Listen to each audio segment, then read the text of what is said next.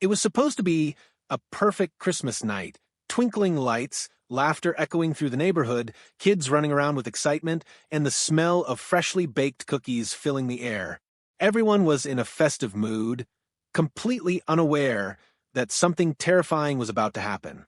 Right in the middle of the party, a little boy named Liam, only 7 years old, was laughing and playing like any other child, completely oblivious to the danger he was about to face. You see, Liam had a life-saving heart device attached to his chest, something he needed to survive. And then she appeared. Karen, the notorious HOA lady everyone in the neighborhood knew to avoid, stepped into the chaos with a smile. In a shocking moment that left parents screaming and children frozen, she grabbed Liam's heart device. But what happened next would leave everyone speechless, because karma has a way of arriving exactly when you least expect it. Hey, everyone. Before we dive into this unbelievable story, I want to ask you something. Where are you watching this from? Drop your city in the comments below. I love seeing all the amazing places my viewers are tuning in from, and it makes these stories feel even more real. Now, make sure you hit that subscribe button and turn on the notification bell, because what you're about to hear is one of the most shocking, emotional, and suspenseful stories you'll ever come across, and you don't want to miss a single twist. Tonight's story takes place in a seemingly perfect, snow-covered neighborhood during a Christmas party. The lights were twinkling, kids were laughing, and everyone was enjoying the holiday spirit. But in the middle of all that joy, something terrifying happened. Something that involved a little boy, a life-saving heart device, and a woman everyone knew as the neighborhood's infamous HOA, Karen. This isn't just a story about a stolen device. It's about fear, regret, and karma hitting harder than anyone expected. The moment Karen made her move, the entire atmosphere changed. Laughter turned into screams, and what started as a joyful celebration quickly spiraled into chaos. By the end of this story, you're going to be shocked, emotional, and maybe even a little paranoid about who's really watching at your neighborhood parties. So sit tight, and let's get right into what happened that fateful Christmas night. Asterisk, the neighborhood had never looked so magical. Snow blanketed the streets like a soft, white carpet sparkling under the warm glow of street lamps. Every house seemed to compete with the next, draped in colorful Christmas lights, wreaths on every door, and little figures of Santa, reindeer, and snowmen scattered across the yards. The air was crisp and cold, carrying the sweet smell of pine cookies and cinnamon. It was the kind of night that made adults nostalgic and children completely forget the world outside their neighborhood bubble. Families gathered in driveways, chatting and laughing, while kids ran from house to house, showing off their festive outfits and exchanging excited giggles. But in the midst of this picturesque scene, one family had reason to stay alert, Liam's family. Liam was 7 years old, with bright eyes that reflected every twinkling Christmas light he saw. He was the kind of kid whose laughter could melt the iciest heart. But there was something different about Liam. He had a small medical device attached to his chest, a life-saving piece of technology that regulated his heartbeat. It wasn't visible beneath his cozy sweater, but his parents, Julia and Mark, never let it out of their sight. Tonight, though, they wanted Liam to feel normal. The Christmas party organized by the neighborhood HOA was the perfect opportunity. Julia had insisted, he deserves to have fun like everyone else, just for tonight. And so, Liam was running freely with his friends, playing tag, and sipping on hot chocolate, completely immersed in the holiday joy. Among the attendees was Karen. Everyone in the neighborhood knew her, the HOA Karen, as people quietly called her behind her back. She had a reputation for being controlling, judgmental, and someone who always had to be the center of attention. But tonight, she was unusually charming, mingling with neighbors and complimenting the kids on their outfits. She laughed a little too loudly, moved just a little too close to groups she had no real business in, and seemed to be watching Liam a bit too intently. No one suspected that this seemingly harmless behavior would spiral into a nightmare. As the evening went on, Liam darted past the towering Christmas tree, chasing a friend who had just stolen a candy cane from the cookie table. The laughter of children echoed through the air, mingling with the soft caroling in the distance. Parents relaxed for the first time that evening, enjoying the warmth of conversation and the twinkle of holiday lights. Then, in the blink of an eye, everything changed. Karen approached Liam, her heels clicking softly against the pavement. She bent down, placing herself at eye level with the boy. "What a cute little device you've got there," she said, her voice unervingly sweet. At first, Julia didn't hear. Mark, who was standing a few feet away chatting with a neighbor, noticed the interaction but didn't think much of it. After all, Karen had a knack for complimenting anything and everything. But then Karen's hand moved. Before anyone could react, she had grabbed Liam's heart device. It was small, discreet, and yet essential, the one thing keeping Liam alive. Parents screamed, children froze, and for a split second, time seemed to slow. Julia's voice cracked as she shouted, "Give it back, now!" Mark sprinted forward, adrenaline pumping, his heart racing. Liam's body went stiff, his face pale, as fear and confusion overtook him. He didn't understand what was happening, only that something vital had been taken from him. Karen held the device triumphantly for a moment, as if she had just won a prize at the party. But then, as her eyes met Liam's wide, terrified ones, the smugness faltered. There was a hesitation, a flicker of panic, an instant where she realized the gravity of what she had done. For the neighborhood watching, it was a surreal scene. Parents were shouting, some trying to intervene, others frozen with shock. Children were crying or pointing, unsure if this was a game or something far more serious. The festive atmosphere evaporated in seconds, replaced by tension so thick you could cut it with a knife. And yet, before anyone could reach her, Karen did something that nobody expected. She dropped the device, not because she was scared of confrontation, but because, in that shocking instant, she realized the moral weight of her action. Liam gasped, clutching the device to his chest as his parents rushed forward, tears streaming down Julia's face. "Are you okay, baby?" she whispered, her voice trembling with relief and terror. Mark held Liam tightly, scanning the crowd for Karen, who was now standing back, her face a mixture of guilt, embarrassment, and disbelief. The party, once filled with joy, was now a scene of chaos. Whispers and murmurs spread through the neighbors. Who is Karen? Why would she do this? How could someone be so careless, so reckless? But little did anyone know, this was only the beginning. What happened next would escalate beyond what anyone in that neighborhood could imagine, and the consequences would leave a mark on everyone involved, a lesson in fear, regret, and the unexpected hand of karma. The moment Karen's hand closed around the tiny heart device, the air shifted. Laughter and music were replaced by screams and gasps. Julia's voice cracked. "Liam, give it back," while Mark surged forward, adrenaline fueling his every step. Children scattered in every direction, some running to their parents, others frozen in shock, unsure what had just happened. The neighborhood Christmas party had turned from a cheerful celebration into a scene of chaos in an instant. Karen froze for just a second, her triumph fading as the weight of her action hit her. She wasn't just holding a piece of electronics, she was holding the life of a 7-year-old boy. Her face, once smug, now betrayed panic. But that split second was all she needed to decide. She had to get out and fast. With a sudden, hasty move, Karen turned and bolted, heels clicking sharply on the pavement, the small device clutched tightly to her chest. Mark lunged after her, his heart pounding not just from the chase, but from fear for his son. "Stop her," he shouted, voice raw with terror. Other parents joined in, creating a chaotic stampede as they tried to intercept her. Liam's little legs were too weak to chase, but he followed with his eyes, terror mirrored in his wide, scared gaze. Every heartbeat was a reminder of how fragile life could be, how quickly joy could turn into fear. His mother's voice, trembling but firm, echoed in his ears. "Hold on, baby. Hold on." Karen's escape was not clean. She slipped on a patch of ice near one of the driveways, stumbling but managing to stay on her feet. The device rattled in her hands, and for a brief moment, she contemplated letting it fall, but her pride, or perhaps fear of admitting wrongdoing, stopped her.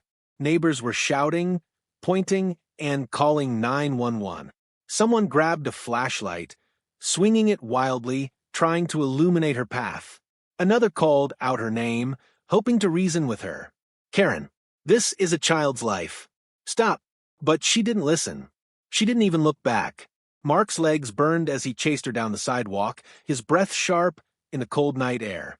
Fear propelled him forward. Each step felt heavier than the last, but he refused to stop. He thought about Liam's tiny heart beating erratically, and the thought of losing him, even for a second, made his chest tighten. Meanwhile, Karen was beginning to feel it herself, that creeping, cold dread that gnaws at the soul when you know you've done something unforgivable. Her triumph, which had lasted only a heartbeat, was vanishing, replaced by panic and disbelief. She glanced down at the device. Its small screen flickered, and for the first time, she realized the fragility of what she was holding. One wrong move, 1 second of hesitation, and she could seriously harm a child. She stumbled again, nearly dropping it, but instinctively caught it. That was when her regret began to crystallize, solidifying like ice in her chest. Karen realized, too late, that this was not just about breaking rules, or even being in charge. This was about someone's life. A real, beating, vulnerable life in her hands. Mark was gaining. He shouted again, louder this time, voice echoing off the houses. Karen, drop it.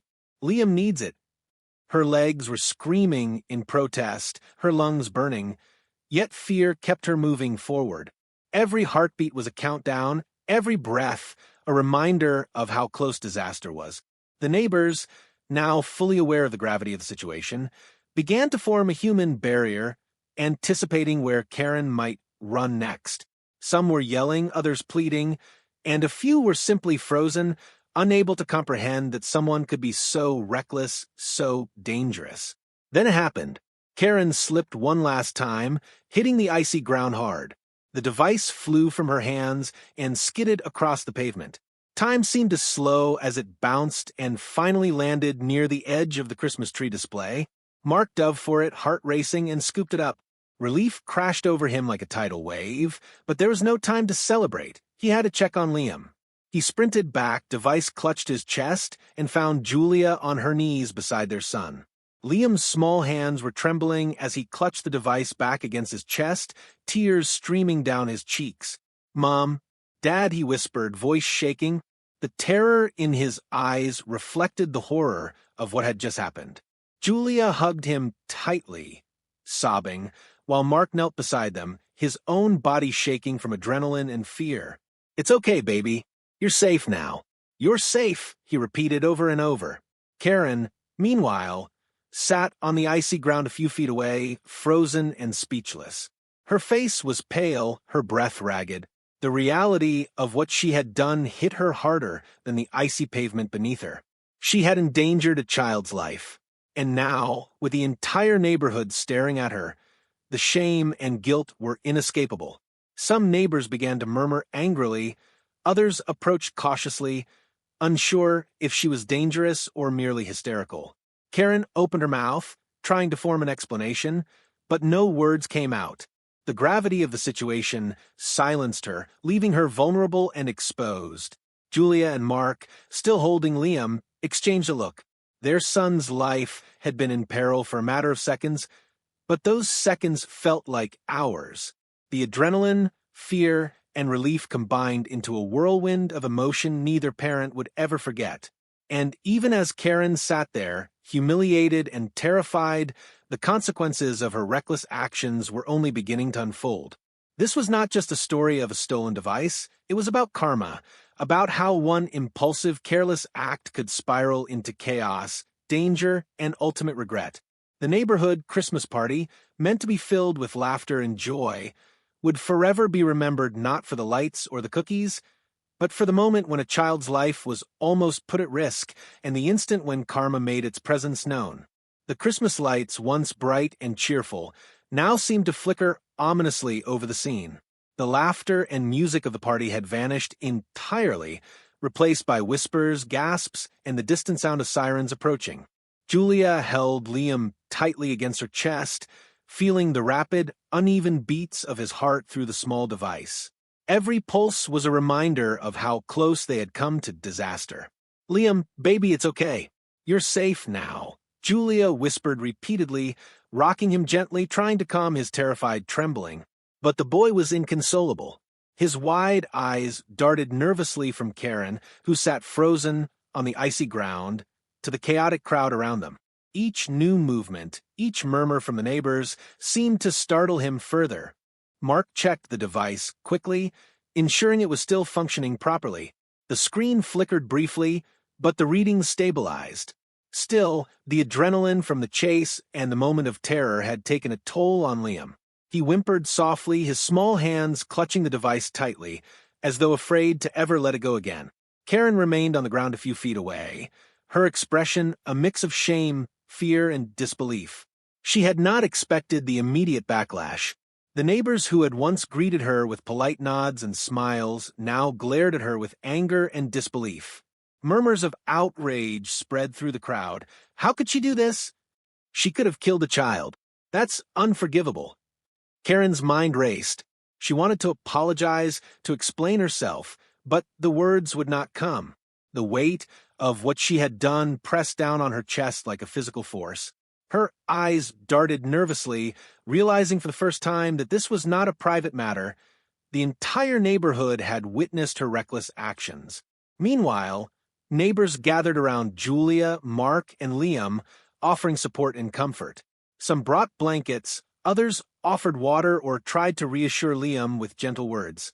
Even in the chaos, there was a palpable sense of community, a shared understanding that the situation could have ended far worse. Emergency responders arrived within minutes, rushing through the crowd and assessing the situation. A paramedic knelt beside Liam, checking the device and monitoring his vital signs. Julia and Mark explained what had happened, their voices trembling with residual fear. The paramedic nodded, impressed with the parents' quick thinking and vigilance. Everything seems stable now, but we'll need to monitor him closely tonight, the paramedic said. Even a brief moment without proper device function can be risky. Liam's small face was pale, his lips quivering, but he managed a faint nod. He clung to his parents as though afraid to let go for even a second. Julia stroked his hair, gently whispering, "We're not letting anything happen to you, baby. You're safe. I promise." The neighbors' anger toward Karen had not subsided. Some moved closer, demanding answers. "Why did you take it?" One shouted, voice shaking with fury. Karen's hands trembled as she tried to respond. I didn't think." Her words faltered under the weight of the crowd's disbelief. Mark stepped forward, his voice calm but firm. "This isn't a game. You endangered a child's life. Do you understand that?" Karen nodded weakly, tears streaming down her face. She had expected punishment, perhaps confrontation, but the intensity of the situation was overwhelming. She was no longer in control. The consequences of her actions had spiraled beyond her imagination. Liam, still clinging to his parents, looked around at the crowd. He saw the mixture of anger, fear, and concern in the faces around him and realized how serious the situation had been. His small hands tightened around the device, as though it were the only thing keeping the world stable. The paramedics finally allowed Julia and Mark to lift Liam into their arms, insisting they take him home for observation. The journey back was tense, with neighbors silently parting to let them pass, eyes filled with sympathy and lingering anger toward Karen. As the family drove away, Karen remained behind, sitting on the icy ground, replaying the events in her mind. She had thought she could get away with a moment of reckless curiosity, but the near catastrophe had left her shaken to her core. The neighborhood would never see her the same way again, and she realized that her reputation, her pride, and her conscience had all taken a serious hit. Julia and Mark, meanwhile, were focused entirely on Liam. His small body rested against them, exhausted but alive. The terror of the night had not left him, and they knew the emotional impact would linger long after the medical device stabilized him. Parents whispered quietly to one another, reflecting on the fragility of life and how quickly a joyful celebration could turn into a nightmare. By the time the family reached home, Liam had fallen asleep, exhausted from fear and adrenaline. Julia and Mark carefully checked his device one last time, ensuring it was secure and functioning correctly.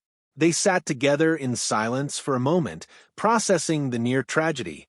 "That was too close," Julia whispered, her voice shaking. "I can't believe how fast it all happened." Mark nodded, holding her hand tightly. "We need to make sure this never happens again. And Karen, she needs to understand the gravity of what she did." Even as they spoke, a lingering sense of tension remained. The neighborhood Christmas party, meant to be filled with laughter, had left a permanent mark on everyone involved. Families whispered about safety, about responsibility, and about how fragile life truly was. And somewhere in the distance, Karen was left to confront not only the judgment of the community, but the deep, gnawing regret of her own actions, a regret that would only grow in the days to come. The night had started with joy, with the promise of celebration and togetherness, but it had ended with fear, uncertainty, and the sobering reminder that one reckless decision could put a life in jeopardy. And while Liam was safe now, everyone involved knew that this event would be talked about for years, remembered not for the decorations or cookies, but for the moment when a child's life was almost stolen, and the community was forced to confront the true meaning of vigilance, responsibility, and karma. By the next morning, word of the Christmas party incident had spread through the neighborhood like wildfire. Parents whispered over fences, friends texted each other in disbelief, and those who had attended the party recounted the shocking moment when Karen had grabbed Liam's heart device. The neighborhood, usually tight-knit and peaceful, was buzzing with fear, anger, and confusion. Julia and Mark were exhausted but determined. They knew that while Liam was safe physically, the emotional impact of the event lingered. The small boy was still jumpy, flinching at sudden movements, and looking at Karen with wide, fearful eyes. Even the most mundane activities, walking past neighbors' houses or seeing unfamiliar faces, now made him uneasy. Meanwhile, Karen attempted to re-enter the community's social circle as if nothing had happened. She sent texts to neighbors claiming she was misunderstood and didn't realize the device was life-threatening. But her words did little to mend the anger. One neighbor confronted her directly. "Do you have any idea what you did?" they demanded. "A child's life was in your hands, and you treated it like a game." Karen's face flushed as she stammered, offering weak explanations. I just wanted to see how it worked. I didn't mean any harm." Her excuses rang hollow to everyone who had witnessed the chase, the panic, and Liam's terror. The community's trust, already fragile because of her past controlling behavior, shattered completely. Neighbors began holding informal meetings, discussing whether the HOA should take formal action against her. Some suggested banning her from community events. Others considered reporting the incident to authorities. The consensus was clear. Karen's reckless actions had crossed a line, and the neighborhood needed to respond firmly.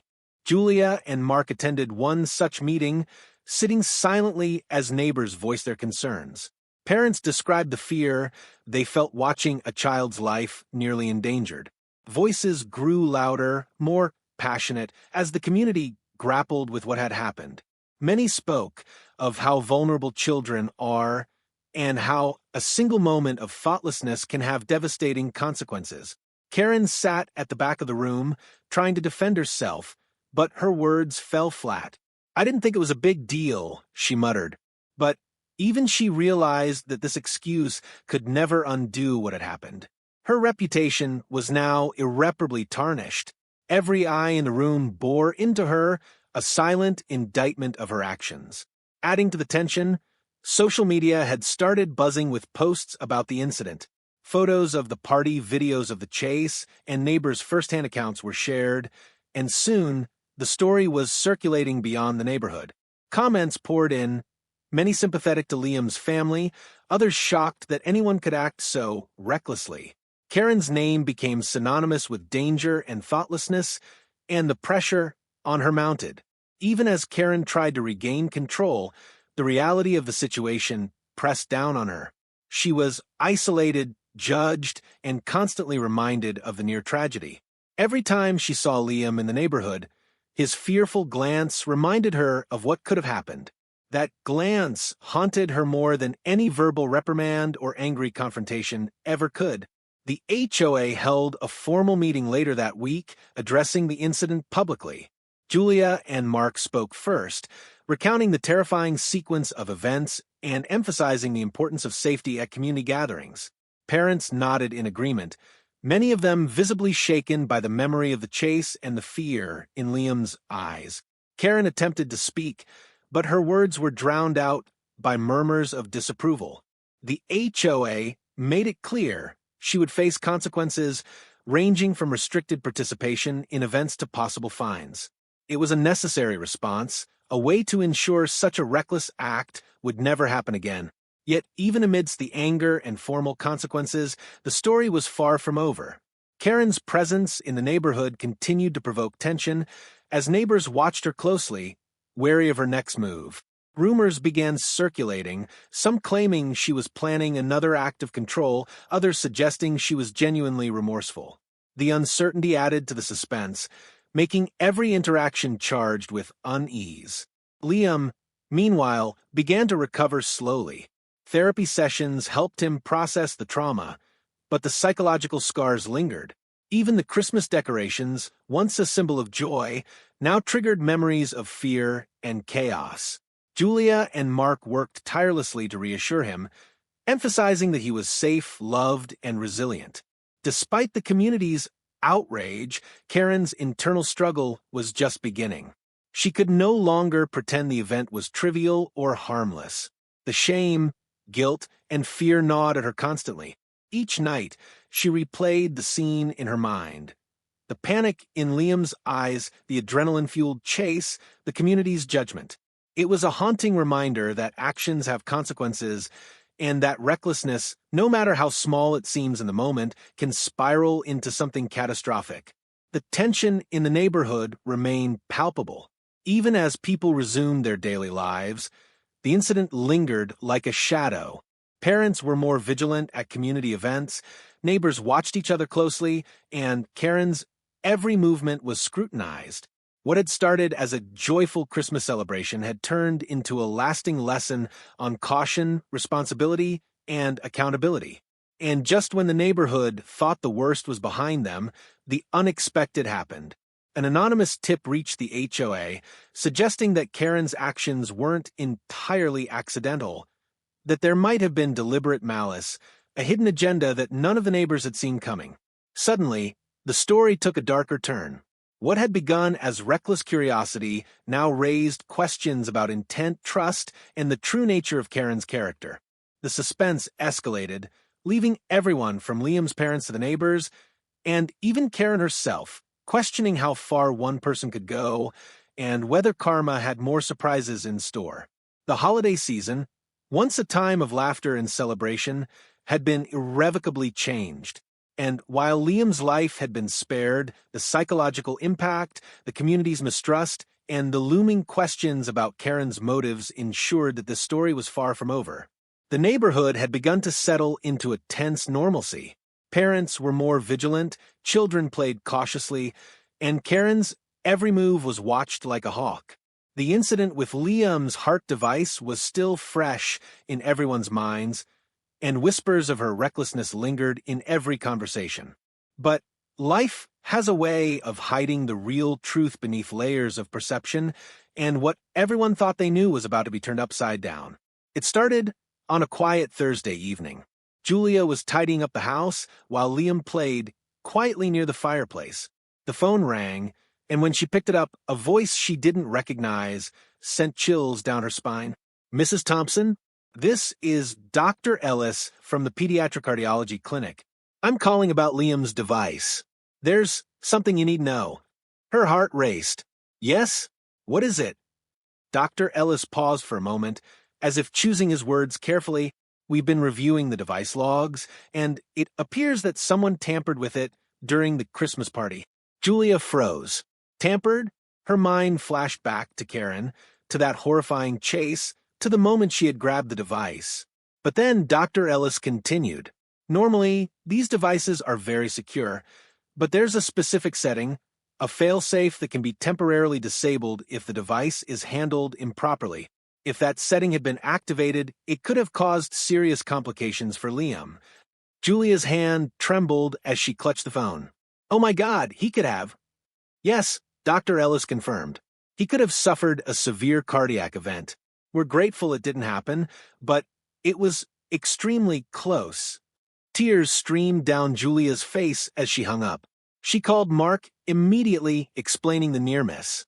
They were both shaking, the adrenaline from Christmas night returning tenfold. But as they processed this information, another thought struck them: the timing. Someone had tampered with Liam's device intentionally, or, at the very least, carelessly. And the only person close enough to do it that night had been Karen. Determined to uncover the truth, Mark contacted the HOA and requested access to security footage from the party. He needed answers, and this time there could be no room for assumptions or excuses. The footage revealed something chilling. Karen hadn't just grabbed the device impulsively, she had held it for several seconds, her hands fiddling with the small device. There were moments where she appeared to press buttons, almost as if she were trying to override the settings. The footage was grainy, but the evidence was undeniable.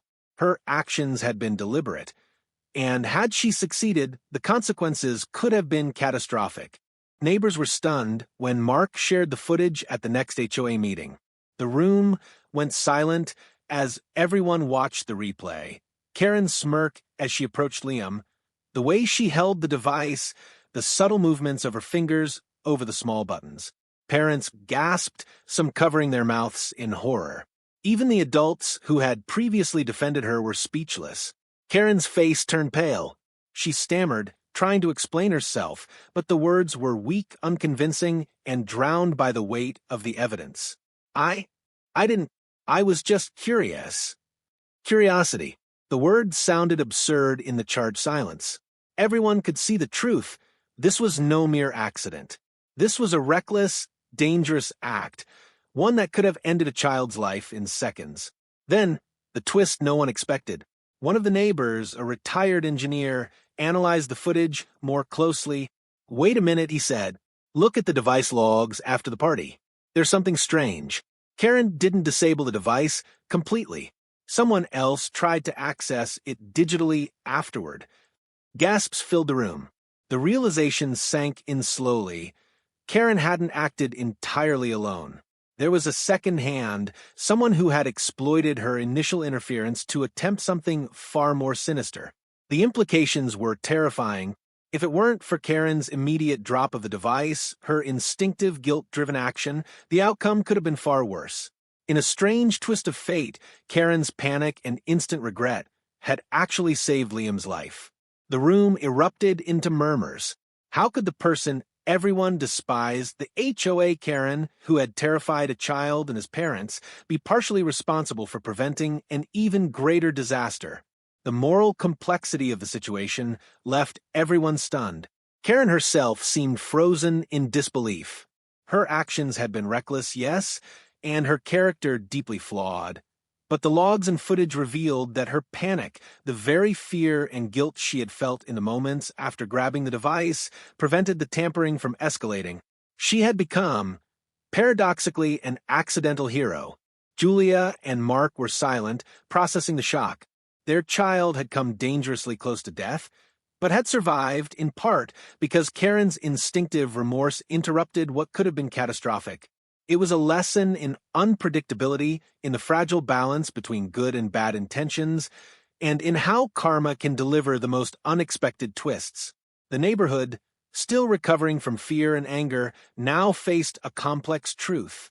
Karen's behavior could no longer be judged solely by her reckless act. She had endangered a life, yes, but she had also prevented a tragedy far greater than anyone had imagined.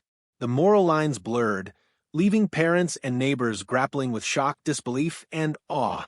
By the end of the meeting, the room was heavy with silence. Some neighbors still felt anger, some felt relief, and others were simply speechless. Karen, sitting at the back, was pale and shaken, finally understanding the full weight of her actions, both the reckless choices and the unintended salvation that followed. And while the story seemed to have reached a climax, one thing was clear: Christmas night would never be forgotten. The neighborhood had witnessed fear, chaos, danger, and an astonishing twist of fate that none of them could have anticipated. Karma, in its unpredictable way, had intervened, saving a child's life, reshaping perceptions, and leaving everyone questioning how fragile life truly is. The neighborhood never looked the same after that Christmas night. Even as snow melted and the holiday lights were taken down, a tension lingered in the air, a collective memory of fear near tragedy, and an unexpected twist of fate. Parents remained hypervigilant at every event, neighbors watched one another closely, and the once feared Karen now carried a complicated aura, one that combined recklessness, guilt, and the strange acknowledgement that her panic had inadvertently saved a life. Liam, slowly returning to normal, still held a trace of fear in his eyes. The psychological scars from that night remained, but he had begun to process what had happened. Therapy sessions helped him understand that he was safe, that his parents were always protecting him, and that not everyone who made mistakes meant harm. Yet, every time he saw Karen from a distance, his tiny hands would clutch his device instinctively, a reminder that life could pivot on a single reckless choice. For Julia and Mark, the experience reshaped their understanding of vigilance, community, and the unpredictable nature of human behavior. They realized that in life, the lines between danger and salvation can blur in ways no one anticipates. Karen's impulsive act had endangered Liam, but her instant regret had prevented what could have been a catastrophic tragedy. The HOA held a follow-up meeting weeks later, not to punish Karen further, but to address safety protocols for the neighborhood. New rules were implemented: stricter supervision at events, mandatory background checks for volunteers handling children, and emergency response plans for medical devices and other critical needs. The community's cohesion, though tested, grew stronger through the ordeal. Karen, meanwhile, was forced to confront her actions in ways she had never imagined. She apologized publicly, not just with words, but with consistent, demonstrable changes in her behavior.